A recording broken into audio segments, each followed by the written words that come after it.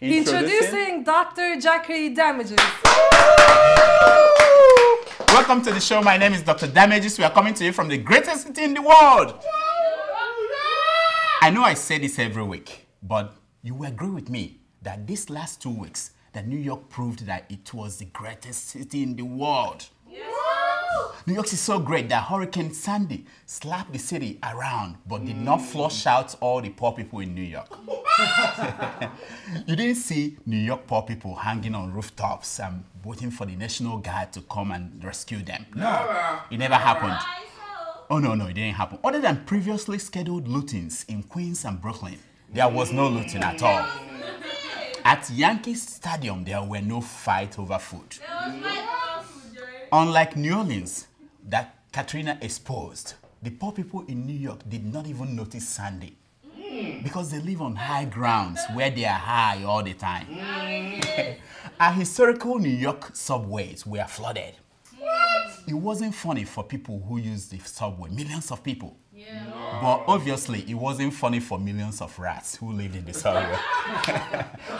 The rats that could swim were swept up to Canada with Sandy. The rest of them ended up in Donald Trump's pants. I know what you are thinking. Stop this crap. What happened to you last week? Yeah. Why didn't we see your show? Yeah. Oh, yeah. Thank you for asking. Thank you. I got your emails. Thank you. It was Sandy's fault. What? When I was told that a beautiful woman was coming from the Caribbean, I prepared myself, getting ready, hoping like other New Yorkers.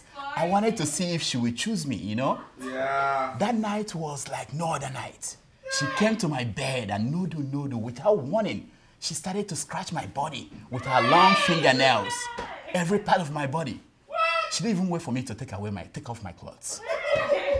She was very aggressive. You know me, I tried to put protection on, but she slapped me hard. I saw daylight flew off my eyes. I was in the dark for a long time.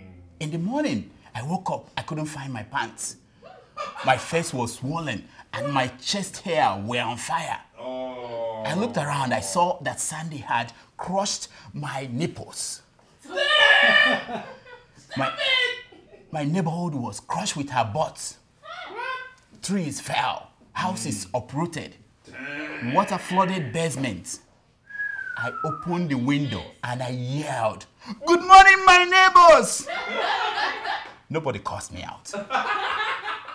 The day after was a different New York City. I took my morning after pill and waited for the National Guard to come and rescue me. Surviving Sandy was big, but surviving the US election was the biggest. Oh, yeah. At one point, the campaign became like a wrestling match. Everyone was frustrated with all the campaigning, including this 5-year-old baby. Watch. Just because I'm tired of Barack Obama and Mitt Romney. That's why you're crying? Yeah. I don't blame the baby. Yeah. But on Tuesday, Americans re-elected Barack Obama as the President of the United States. Yeah. It was a big blow to Mitt Romney. He was so sure he would win the election that he did not even write his concession speech.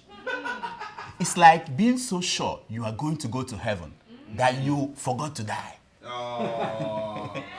A lot of Republicans are not taking Romney's loss well. No. Donald Trump said that the world was laughing at America for re-electing Obama. Oh. Never mind Trump. When he says the word, he means the voices in his head. Yeah. Some other Republicans are on suicide watch. Rush Limbaugh was seen popping the Obamacare pill, and speaking in tongues. And Calder went on a mirror and started conversation with a witch. Her conversation is now a Broadway show called The Vagina Monologue. As for Karl Rove, he is heading to Russia. He said it's the only country in the world that does not have socialized medicine. Many people have given several reasons why Mitt Romney lost. But there are just 3 reasons. 1, Hurricane Sandy came and washed away Romney's binder full of women. Number 2, corporations could not find their names on voters' register. One is we could raise taxes on people. That's not the way. Corporations are people, my friend. And the third reason was that the Mormon men were stuck in their bedrooms playing with their 3 wives that they forgot to vote. Meanwhile, it was not only Republicans that were crying. Democrats too cried. Even President Obama cried. Watch. What you guys have done means that the work that I'm doing is important. And I'm really proud of that. I'm really proud of all of you. And what you described.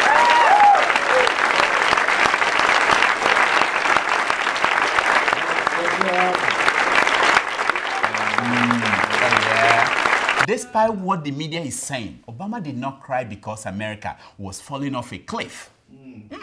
He cried because he felt bad he did not do anything for Africa in the last 4 years. Now, here are the top 10 things Obama is planning to do for Africa in the second term. Yeah, number 10, he wants to extend the Third Mainland Bridge from Cape Verde to Cairo. Number 9, if he fails to see his original birth certificate when he visits Kenya, he will make Kenya the 51st state of the United States. Yeah. Number 8, he gets Donald Trump to self-deport himself to Somalia. Number 7, he will give special license to Dangote drivers to deliver cement to New York City. Number 6, he will give away Condoleezza Rice in marriage to President Jacob Zuma of South Africa. That's right. Yeah. Number 5, build a fourth mainland bridge from Tunis to Cape Town. Wow. Number 4, officially name David Oyedepo the Archbishop of Mormon Church worldwide. That's right. That's right. The number 3, he will give Reverend Jeremiah Wright a befitting burial in Liberia. Oh yeah. Number 2, he will sign a virgin exchange program with the King of Swaziland. And the number 1 thing Obama plans to do for Africa is to get Michelle Obama to teach African first ladies how to do 20 push-ups each morning. Yeah. Now here is our Patience Jonathan practicing ahead of other first ladies.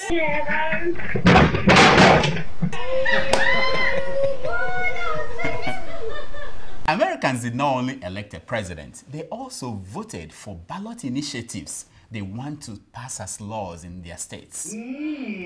Voters in 2 states approved same-sex marriages. 2 other states approved the smoking of marijuana. Igbo? I understand that Bola Tinubu has bought homes in those 2 states.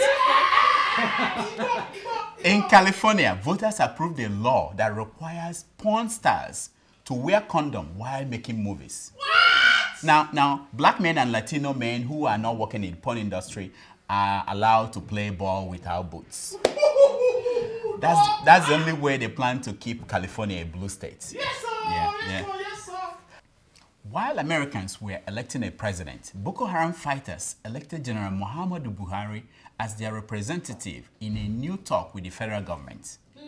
The Islamic fighters declared a ceasefire under one condition, that their fighters should be flown in an ambulance to Germany for testicle evaluation.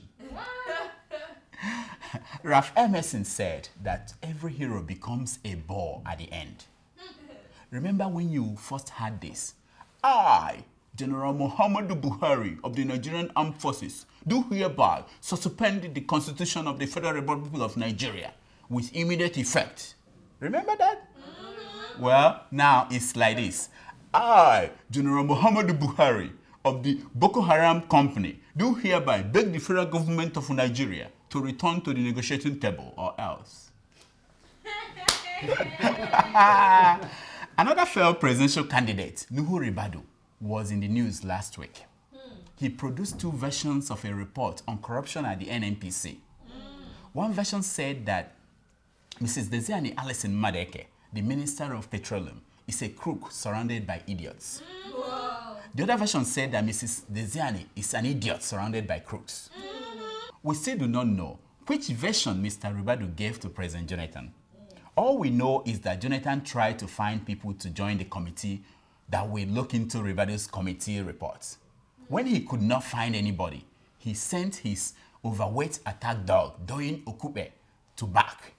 Okupe told reporters that Rivado's report did not follow terms of reference. President Jonathan's first term of reference was, whatever you do, do not touch my girlfriend.